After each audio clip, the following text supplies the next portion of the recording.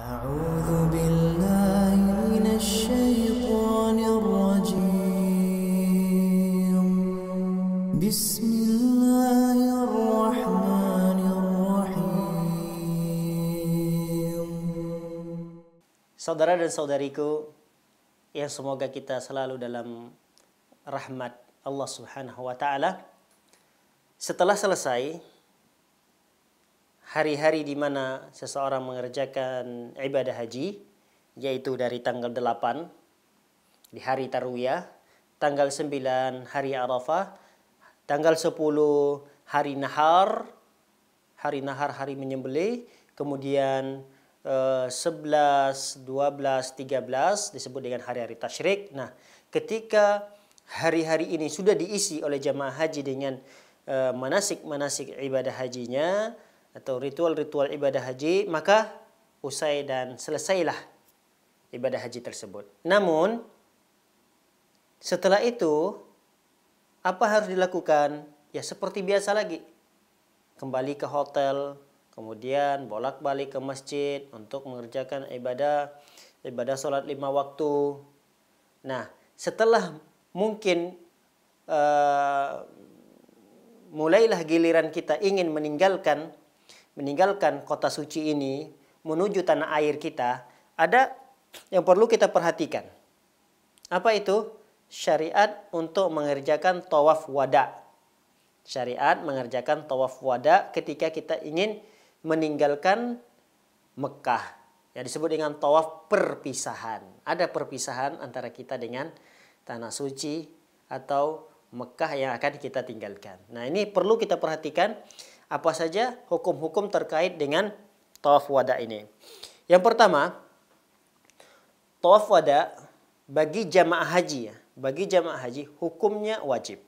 Sebagaimana sabda Rasulullah sallallahu alaihi wasallam dalam hadis yang diriwayatkan oleh Ibnu Abbas radhiyallahu taala anhuma. Ibnu Abbas pernah berkata, "Umiran nasu an yakuna akhiru ahdihim bil bait illa annahu khuffifa 'anil haid." Kata Ibnu Abbas mengatakan bahwa Rasulullah SAW memerintahkan kami. Artinya kami diperintahkan, ya tentu yang memerintahkannya adalah Rasul sallallahu alaihi wasallam. Kami diperintahkan atau manusia itu diperintahkan, kata Ibnu Abbas, agar kegiatan terakhirnya ketika berada di Mekah, jadi kegiatan terakhir yang dilakukan oleh jamaah haji ketika di Mekah adalah melakukan tawaf wada. Kecuali bagi orang-orang yang haid, ada keringanan dari Rasulullah SAW untuk tidak mengerjakannya. Kenapa? Karena sedang haid. Adapun orang-orang yang tidak memiliki uzur, maka wajib baginya untuk melakukan perpisahan dengan Mekah dengan cara tawaf, yang disebut dengan tawaf wada. Baik. Tadi sudah kita sebutkan bahwa tawaf wada itu hukumnya wajib bagi jamaah haji. Adapun jamaah umroh tidak. Adapun jamaah umroh tidak diwajibkan untuk mengerjakan tawaf wada. Tapi ada ulama yang mengatakan sekedar disunnahkan saja. Lalu berikutnya yang terkait dengan tawaf wada ini adalah tawaf wada ini disyariatkan hanya bagi jamaah haji yang datang dari luar kota Mekah saja. Adapun mereka-mereka yang berasal dari kota Mekah ya, tidak disunnahkan atau tidak disyariatkan untuk tawaf wada. Jadi penduduk setempat di Mekah, sekitar Mekah, mereka tidak disyariatkan. Yang disyariatkan itu adalah mereka-mereka yang berasal dari luar Mekah. Baik. Berikutnya, disyariatkan juga bagi wanita harus suci dari haid dan nifas untuk melakukan tawaf ini. Tawaf wada ini. Nah, permasalahannya misalnya di saat meninggalkan kota Mekah masih haid. Lalu berjalanlah 1 jam atau 2 jam di perjalanan, ternyata dicek kembali sudah suci. Sudah kembali suci.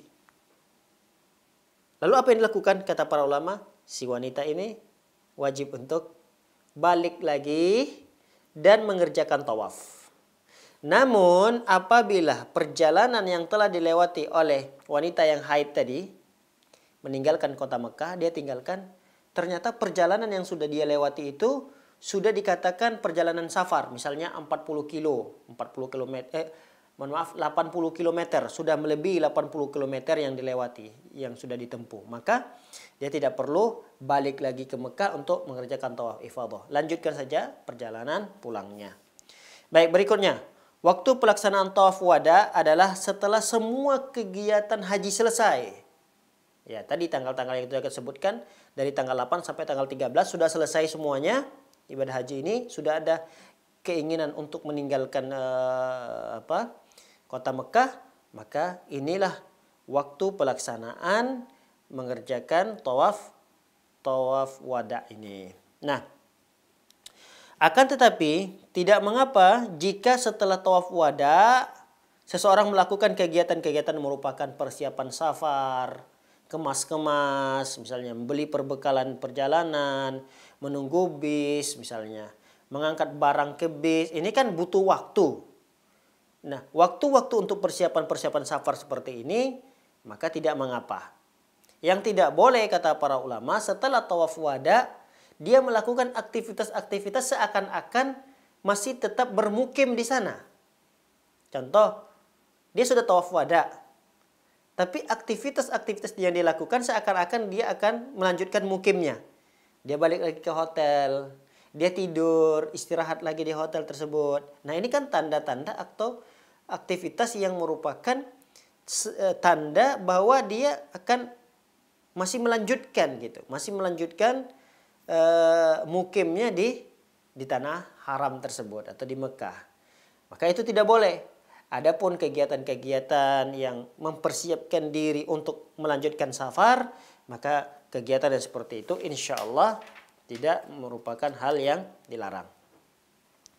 Baik, orang yang telah melakukan tawaf wada lalu berjalan menuju keluar Mekah, yaitu menuju hotel atau penginapan untuk menunggu jemputan, ini juga tidak masalah. Ternyata jemputannya terlambat hingga nunggunya lama, berjam-jam. Nah, berjam-jam menunggu tadi ini tidak mengapa. Dia iringi dengan aktivitas-aktivitas ibadah yang lainnya, dia tetap berzikir, dia baca Quran, tidak mengapa karena terjadinya sesuatu itu di luar dari dugaannya. Dia sudah berniat untuk meninggalkan, tapi ya namanya keinginan manusia kan tidak setulus atau tidak selaras dengan apa yang diinginkan gitu. Tetap kita ya mengacu kepada apa yang Allah Subhanahu wa taala tetapkan. Kalau Allah tetapkan sesuatu terjadi, sehingga terjadilah apa yang kita tidak inginkan. Kita inginkan untuk meninggalkan kota Mekah, tapi Allah SWT belum inginkan itu. Maka perkara-perkara yang seperti ini insya Allah tidak membatalkan tawaf wada yang dia lakukan tadi. Baik. Berikutnya, setelah tawaf wada disunahkan sholat 2 rakaat. Sama seperti tawaf-tawaf yang lainnya. Jadi sholat 2 rakaat dulu. Nah, sebagian orang yang menyangka, lihat, sebagian orang menyangka bahwa setelah tawaf wada tidak boleh lagi sholat di Masjidil Haram. Nah, ini keliru. Boleh, orang yang sudah selesai tawaf wada, lalu dia sholat di Masjidil Haram boleh. Selama sholat yang dia lakukan itu memang sudah dekat waktunya. Contoh, dia baru selesai mengerjakan tawaf wada. Tidak berapa lama selesai mengerjakan tawaf wada itu, berkumandanglah azan zuhur misalnya. Ya dia sholat zuhur dulu. Habis sholat zuhur dia berkemas lagi untuk mempersiapkan diri melanjutkan safarnya. Nah, artinya tidak mengapa seseorang melakukan sholat setelah tawaf wada di Masjidil Haram. Di hari Jumat misalnya dia mau safar. Setelah tawaf berkumandang azan Jumat. Ya sholat Jumat dulu. Tidak mengapa. Dan perkara yang tidak dilarang. Tidak dilarang. Baik. Yang terakhir. Barang siapa yang sakit dan masih mampu untuk tawaf. Walaupun walaupun dibantu oleh orang lain. Atau menggunakan kursi dorong. Maka kewajibannya tetap wajib ditunaikan. Kewajiban ini harus tetap ditunaikan. Namun kalau sakitnya sudah parah, tidak bisa dituntun, tidak bisa dibantu juga untuk mendorong kursi dorongnya gitu ya, sudah berarti ada uzur, maka gugur kewajibannya untuk mengerjakan tawaf wada ini.